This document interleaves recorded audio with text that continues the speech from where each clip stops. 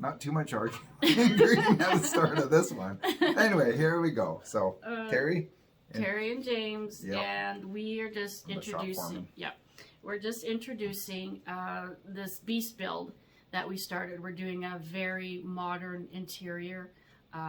We ended up having to extend their RV 2 feet, lots of welding, and James cut the side out, and we built a slide out right from scratch. Yeah. It's pretty cool. That was a big undertaking, a little bigger than I we anticipated. all thought. I've done it before, but it was umpteen years ago, so it was just nice to do it again. So that part is all completed, It's and perfect, we're just introducing you to this project that will be continuing for probably 2.5 months, non-stop, and it's going to be cool. It's going to be exciting. There's some curves inside with the cabinetry and walls, a unique bed, a Euroloft bed that retracts from the ceiling Over the dinette. Yeah. And recliner sofa and cool fireplace, and Very modern. so inside. we're jam packing a lot into this little space. It's not the biggest motorhome,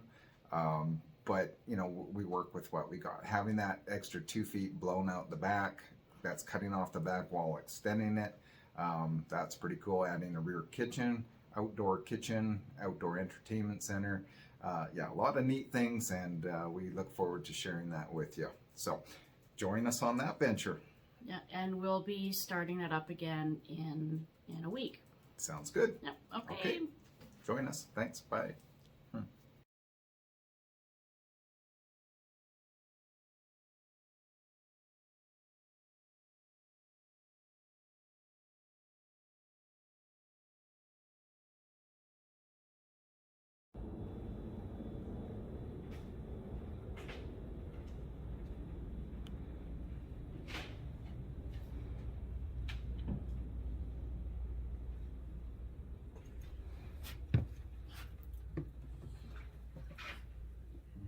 Hi there. So this is a project coming up starting soon, and this is going to be a full custom build interior. What we've done is just basically stripped out the existing interior, which was just set up for a VIP truck with some fancy seating and neon rope lighting, etc. What we're doing is just we've got a lot of challenges with this coach. One is that it's very narrow. It's only about 6.5 feet wide. So we have to be extremely creative with the way we lay out all the components. So the big challenge here is our customers want a good sized shower, and they want to be able to take a long shower. So when planning for a shower, there's all the beautiful shower inside. However, there's all the plumbing parts. You have to get your fresh water, hot water, cold water lines coming up to it, and then also your drainage system. So we figure we're going to do a U-shaped dinette, the bathroom in the middle, which is kind of nice. It separates the living room area up in the front with the eating area. And because it's so narrow, we're going to have to try and downscale. So I want to get the biggest shower that we can fit in here. However, we don't want to be cramped on space. So anyway, these are just some rough lines laid out just to give you a sense of scale and what it's going to be like. We also, because it is so small, we are talking with the customer. They are liking the idea of actually putting the slide out. So that's another project we're thinking of doing. It will be a complete room that we build with the slide out mechanism, slide out system, and so this is a good candidate for this particular interior. It will give the living room a bigger space because the sofa will be going out with the slide out. So I think that will work out well. This TV here is going to be along this wall. Will come out of a cabinet with an electric lift, plus sound bar, plus all the extra goodies.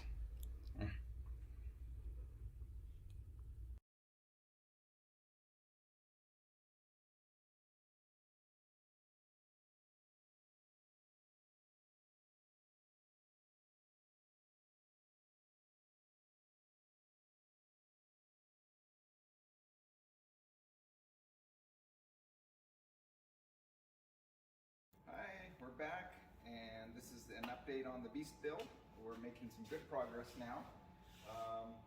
It takes quite a bit of planning to do a build like this, so you're always thinking about 20 to 30 steps ahead. We've did the frame, skeleton frame, and basically like a big jungle gym. And then now we've clad it with the steel, 14 gauge steel. I still have to weld the roof panel, but it's going very well. We've had minimal warpage, which is always a concern. This panel was dead straight, wonderful. This one, as you go along, it starts to warp, and there's a lot of tricks and techniques to work that warp out. Just basically think of a pastry, like a pie crust, and you start in the center and you roll out. So it's the same way we approach doing the panels. It sounds hollow right now. It will be insulated, as well as we're doing a sound deadening mat, so that will improve that. It'll make it more substantial. Moving inside, lots to see.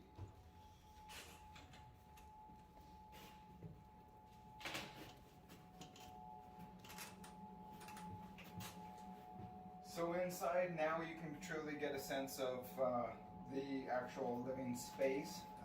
2 feet doesn't sound like a lot, but it is a lot of, it's not just square footage, it's cubic footage. You can see everything is dead square, dead true, which you really have to do on a build like this. You start out with a good frame, and everything else that you're applying to it goes a lot smoother. So that's why we spend a little more time on that just to make it right. This here is the big skylight, which will be the roof entry to the roof deck. The roof deck will be about 45 inches by about 9 feet long. So, and it's going to be in a rectangle shape, kind of long, but you should be able to get 2 reclining chairs up there with no problem. So I think it will be a nice addition to this coach. We are, again, limited by the width. This is only about 7 feet wide, not your typical 8 feet wide. So this is where the design, colors, your interior is really gonna make it or break it. It's the decisions that have to be made are going to be very critical to make this a lot better. Next step going down the road here, after I button up the back, is we're going to be cutting a giant hole in here for the slide out.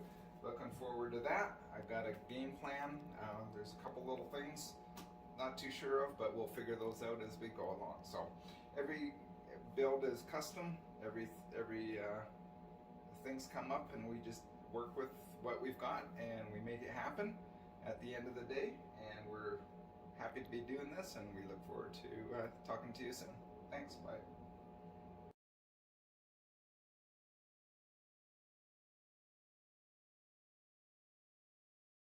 Hi, we're back again with the Beast project, and we've made big progress here. You can see I did a florectomy. I ended up having to cut out some of the structure and restructured it back in. And you know, when you're removing structure, always try and put the equivalent back in, if not more. So we upped the thickness of the steel, and ended up starting with the lead ram, the drive ram, and then making sure everything is square and parallel with your secondary slave ram. So just to give you an idea, we haven't hooked up power to it yet. Everything's dialed in, everything's got strong tack welds. I don't like to do any finish welds with the rams, just in case. There's a million measurements you got to take into consideration. And just using a drill off the gearbox, you can get an idea of what it's going to look like coming out. This system is called a rack and pinion system. It's my favorite. It's one of the easiest systems. It's very reliable, very durable. Parts are fairly readily available. Very little for troubleshooting issues. So that gives you an idea. That's looking really good. And then coming back in. So there's still a few more components to go on here. One is the end caps, the end plates, which you see above there by the tape measure. So that actually holds up the bottom of the outside edge of the slide out. And that's what carries the load of the slide out and attaches the slide out to the actual rams. This gold part here, that's called a stop can. So I still have to put in a plate. So that plate, this system typically goes through the trailer frame. We have no trailer frame, so we're basically mimicking with all the structure and so forth. We're mimicking as if it is a trailer. So that stop can is actually part of your stop motion for it to come, for your slide out to come in. That's what actually is your stop, your positive stop. The slide out mechanism is pretty much all in, and from the last video you may have remembered that I only tack welded the rams in place, and there's a reason for that. Turned out I needed an extra inch up at the front, where the front wall is of the slide out is going to be.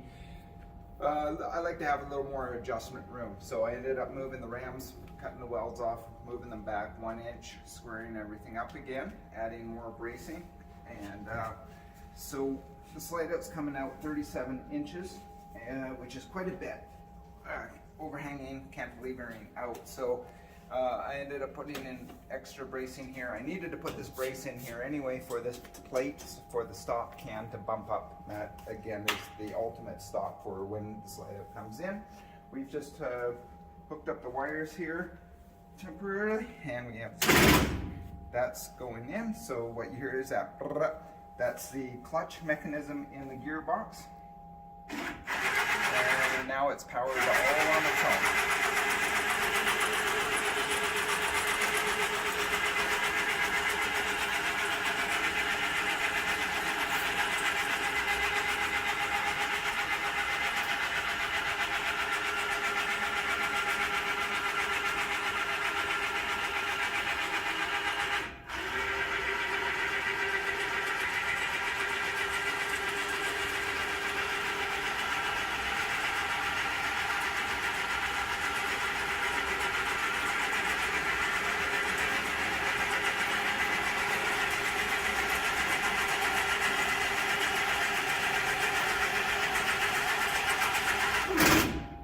So there you go, it's smooth as silk. I'm super happy with this.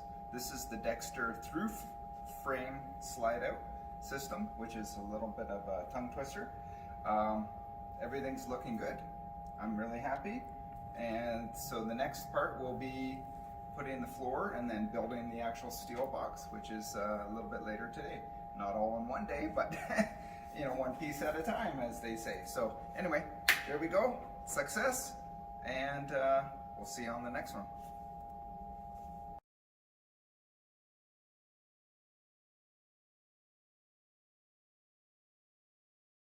All right, back to the beast build. So we've made incredible progress here.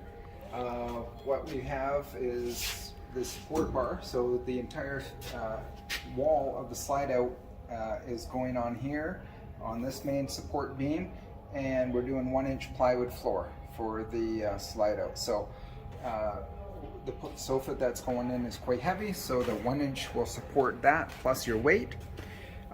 We've got that plate that we talked about last time with the stop can. This is a lot stronger. This is double in strength than what is typically factory. And what we've got here are your end cover plates that are flush with the RV. And now this one is bigger than this one because this ram has the actuator arm, which is what the stop can is on. So it is wider. Ideally, we would want both panels to be the same. However, in this particular circumstance, we can't. Once it is all one color, it will blend away. The reason I went here was I picked up this body line. So you use the body lines to help disguise it. Now, it is busy, yes. However, there is a slide out molding that is going to be going here, and it's flush with the RV. So you can see by doing that, now these panels don't look so ominous. So you know, it helps minimize you know, the fact that there's little sections here. So I think it's going to look really good at the end, and I'm super happy that it all worked out. Before I mentioned I wasn't too sure. That's only because when I say it's not too sure, there's two or three choices of way to do it. So I want to always choose the best way. So here they had an existing door. Again, I wasn't sure if I was going to keep the whole door and just do a little one for the fuel tank. I was able to utilize the entire door, which just made more sense, and it actually eliminated some of the extra work. And then of course this door was already here too, and yes, that one is going to clear just fine. Now even when the slide out is out, you'll still be able to open the door approximately up to here. So that still gives you all the access that you could ever want. So we're happy about this. So now that I've got it like this, it's all been tested, adjusted. Now we can start framing out the slide out and building the actual box. So super happy. All the seals will be going, the rubber seals will be going in, paint, auto body for all the seams, cleaning all this up. So it's a process, but things are moving along really well. So we're happy, everything's good. See you soon. Hi, just an update on the Beast project. So our customer wasn't super thrilled with the doors that were existing. Basically it was a 1-inch framework and just the outside skin. He felt that they were too hollow sounding and he wanted something with more thud. So we took advantage of this time and we ended up insulating the doors. So we've added a little bit of wood structure as well, just around the centers of the door as well as around the locks to give it some more strength. We've insulated it with 1-inch rigid styrofoam, and then we've used 1/4-inch hair cell plastic, and this is an ABS product, and then drilled and riveted the panels onto the doors. This will be treated with Bondo and paint, primer and paint, and these doors now sound very solid when they close. In addition to this, because we've now made this door thicker, unfortunately the metal trim that used to be inside here wrapped around that the gasket, the weather stripping gasket was attached to, that was now the wrong spacing. So with the thicker door, it has to be moved back. The original installer that installed it didn't do the greatest job with the lip, so we've now made our own frames, and I'm in the process here of, so each frame looks like this. It's nice flat true, and then I will be doing a final fitment and welding these in place, and then this will be all painted, and then the new weather stripping will be going on. So the weather stripping they had was called truck cap tape. It doesn't have a whole lot of life to it. It's not the greatest, so we're putting in a true D seal, a bulb seal, which will help keep the rain out of these compartments. And so it ended up being a fair amount of work, but you know, that's what we're here for. We want to just build this once and do it all from the get-go. So we've got quite a few doors that we've done this to. I'm about to put the frames in, and then yeah, just a final little fitment, and then it'll be ready to go. We have also, you can see, we've stripped the decaling back. Now unfortunately, the manufacturer that built this coach, the existing part of the coach that we haven't worked on, they have had a huge issue between the primer, which is this gray color, and the paint that they had on. Then a decal wrap has gone on it. So the original color was this dark charcoal gray. Now when we go to pull the decal up, it's actually pulling this paint, the original paint, off of the primer. So there's a huge adhesion problem. So that's our next battle, is trying to determine the best way of going about this without hopefully doing a whole new paint job. So we've got a couple of challenges with that. We'll determine that as we go along. And we're making some progress on the inside. The floor is almost prepped for the flooring to go in. We're going to be starting to clad the inside with the plywood panels. We've got all our measurements, and then I'll be routing out the windows. I've done extra framing for the bed. The bed is here, so we're starting to work our way in. I just wanted to get the basement more shored up. Another little fun thing is inside the compartments, we will be doing these carpeted plywood panels. And so in each compartment, it will dress up the interior and give it a little bit of warmth and insulation factor as well. So really nice. It's all glued and it will look super professional. This is what's done in the high-end coaches and the $1 million buses. So this coach certainly deserves that treatment, and I'm happy to do it for you. It's not really a budget breaker either. It's an economical way of dressing up the cabinets, and I'm happy to do that for customers. It's a fun project for me, so I don't mind doing it at all. Anyway, so that's a good little update, and we've done a lot more. It's just too much to go through all the other stuff, but yeah, we're plugging away. We've got the ladder that finally came in. Hot dog. All my measurements were correct and perfect. So I'm looking forward to installing that. And now with the ladder in place, now we can position our tail lights where we want them. I don't want the ladder blocking the view of those tail lights. So now we can position that and we can get rocking on that. The tanks are also close to being put in their final place, and that's happy. That's happy land. It's a couple little spacing issues with the back and access to the plumbing, but we got it under control. And these are all the little things that creep up, and to be fully expected. And yeah, moving on, moving up and moving on. All right. Have a good day. Talk to you later.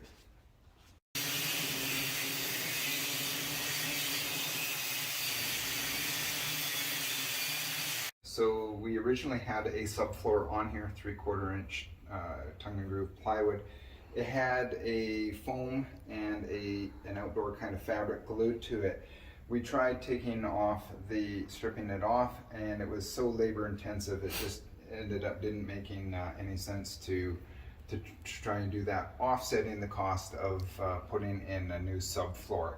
So putting in a new subfloor, what we're going to also do is put a bead of glue just on each cross member going across, and what that will do is just prevent squeaking. So the original floor had a couple areas where it was squeaking, so we're actually gaining quite a bit of a general improvement over the entire coach by doing that.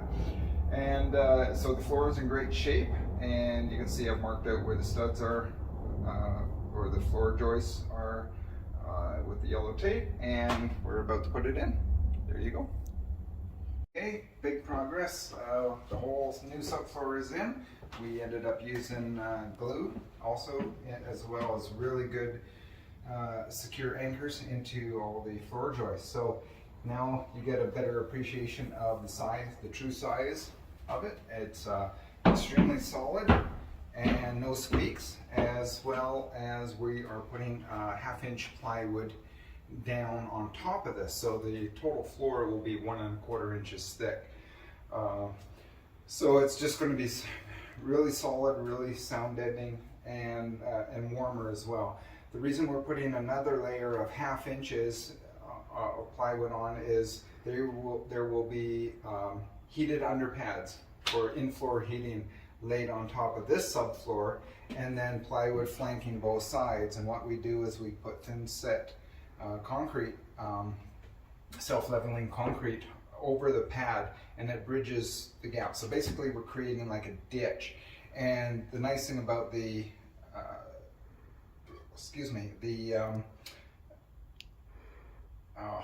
I just said it, the self-leveling concrete is basically it ends up being like one giant tile. And that concrete actually takes that heat from the pad and it radiates it out and makes it softer. So it's just going to look gorgeous. I can't wait. We're going to get on this right quick, and we're moving on. So you'll see more things happening at a quicker pace.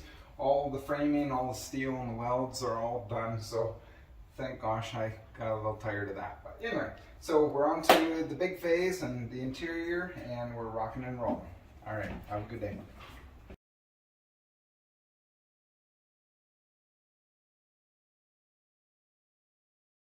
Things are going swimmingly well. We've managed to basically flesh out the inside, as I call it. So we've got the 1/2-inch plywood up on the walls. There is no insulation as of yet. The reason we do that is if we bury all the wires and so forth, we risk damaging them and so forth, or disturbing the insulation. So what we do is we put this up, we start rough framing the bathroom walls and so forth, make sure that they're all going to fit with the flooring, the kitchen countertops and so forth. So it's this rough framing, and then we, in the process, customers usually change their mind of where they want locations of things like plugs and so forth. So this gives us the opportunity to make those changes before putting the white aluminum skin on the inside. Once that gets put on, after all the insulation and the wiring and so forth, then we're really committed, and it's a lot more difficult to make those changes or any changes from that point on. This is just a slide out floor. Slide out's going in fairly soon, and today we cut out all the openings.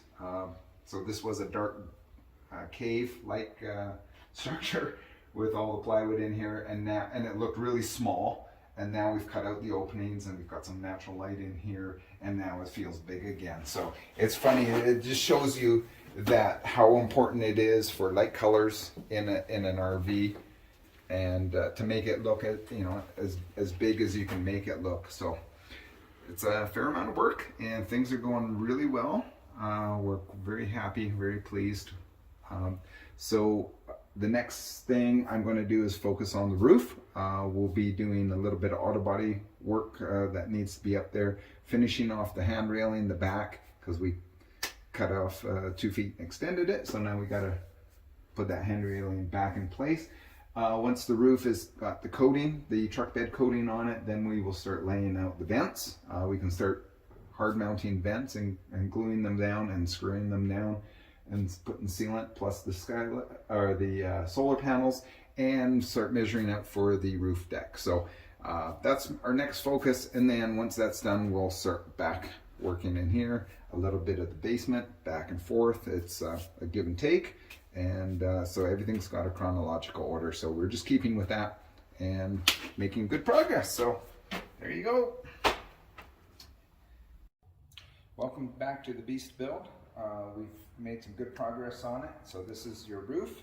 The skylight is just set in place, going to be glued down shortly. The skylight here, and then the other 14x14 max air vent. So the decking is put in place. We've put in our stringers of the same material. This is a composite deck, and it's all glued and screwed down, sealed up to prevent water from getting in.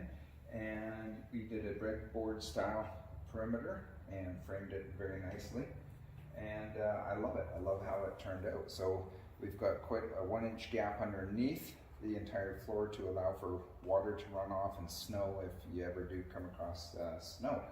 And anyway, we ended up doing a top screw, just in case you're wondering how I fastened it, and then putting plugs over top of the screws, so you can barely tell where the screws are, and it's all sealed up underneath as well, underneath the button plugs. So very happy with it. It's extremely strong, and of course durable. It's just absolutely fantastic. I love the color. This matches the teak that's going in the bathroom. So you know, if you're talking about cohesion, the whole unit's going to be tied together. Alright, good day. We're going to put the slider out and we're going to use the overhead crane and, well, it's a process and we just go at it step by step and here we go. So, I'm going to go on this side and we can stabilize it from up.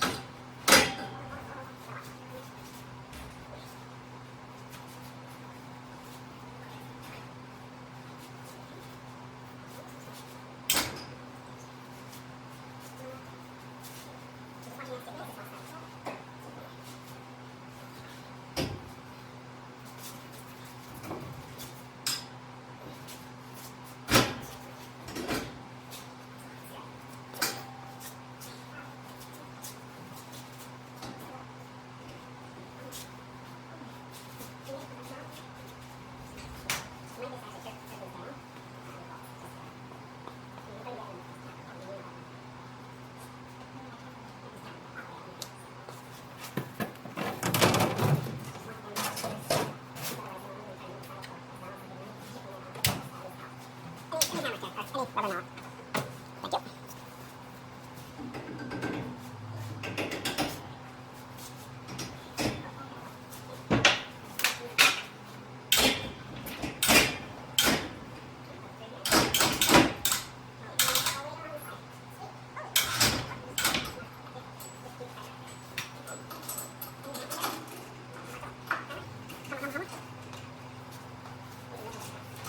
you.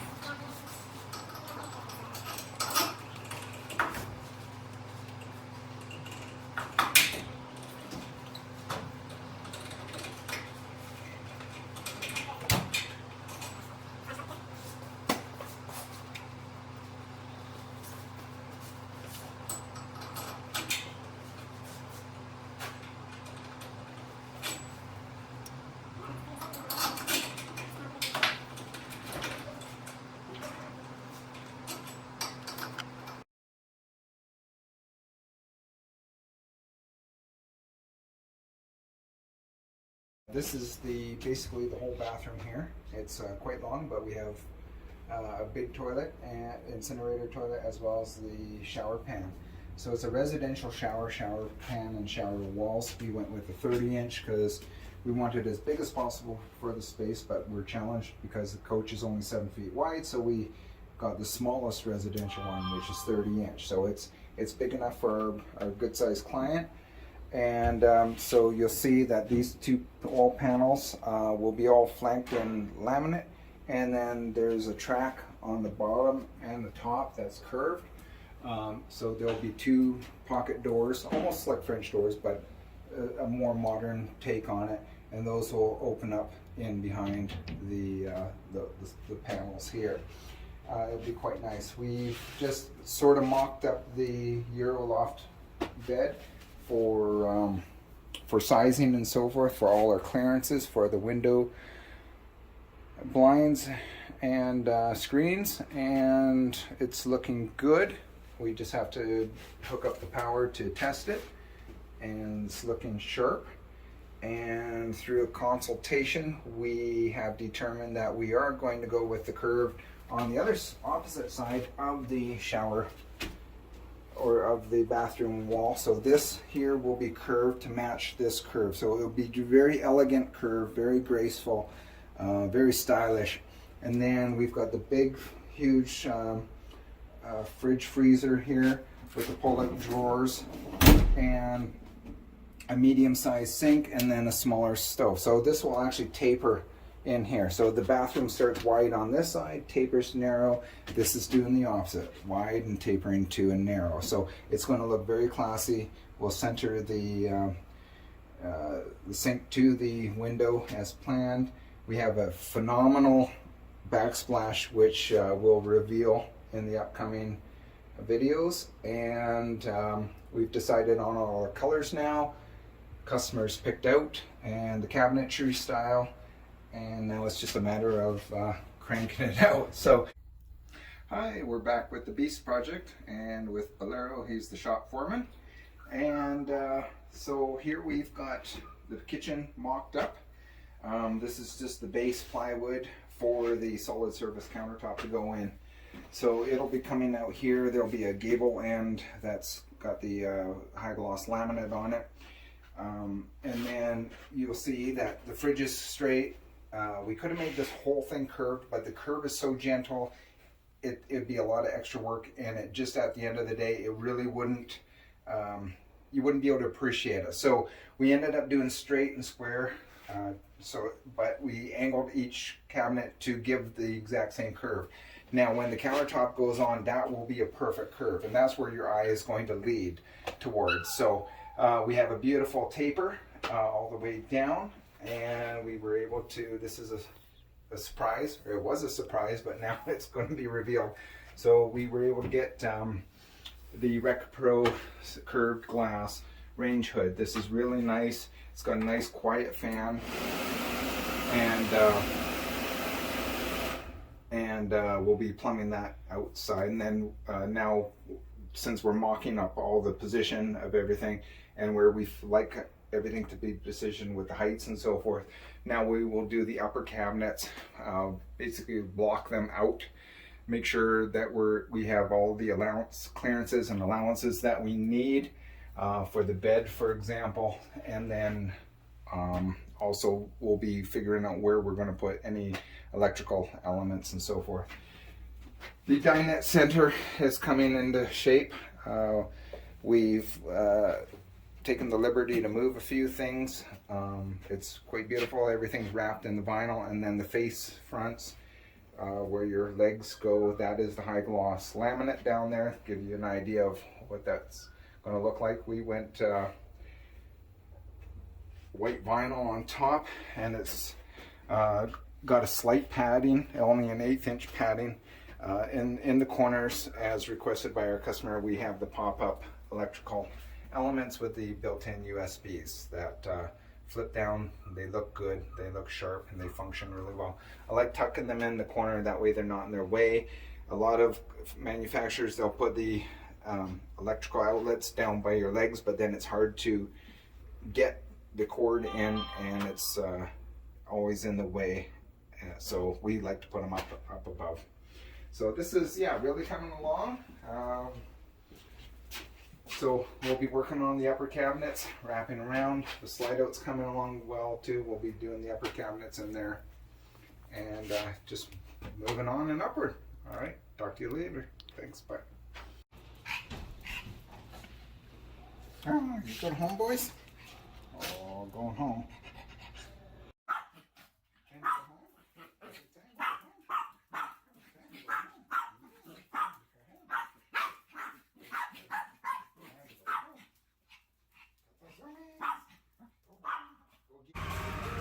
Again, doesn't cost anything, your money no good here.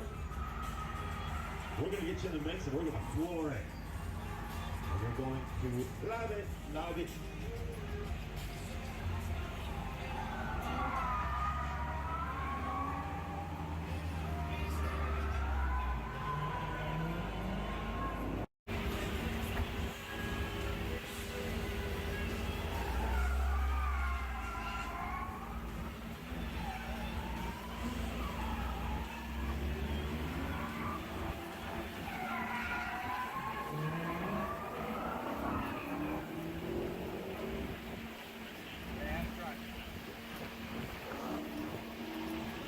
All right, again, folks, remember the line splits. Group line, solo line. The group line is going to move that much. There he goes all by himself again. You got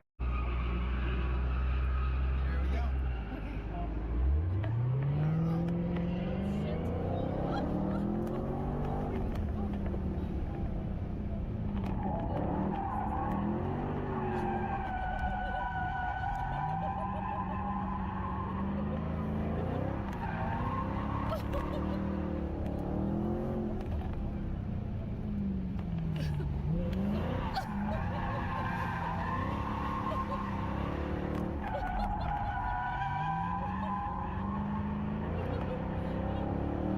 my god. Okay. How was that? Pretty cool? Yes, thank you.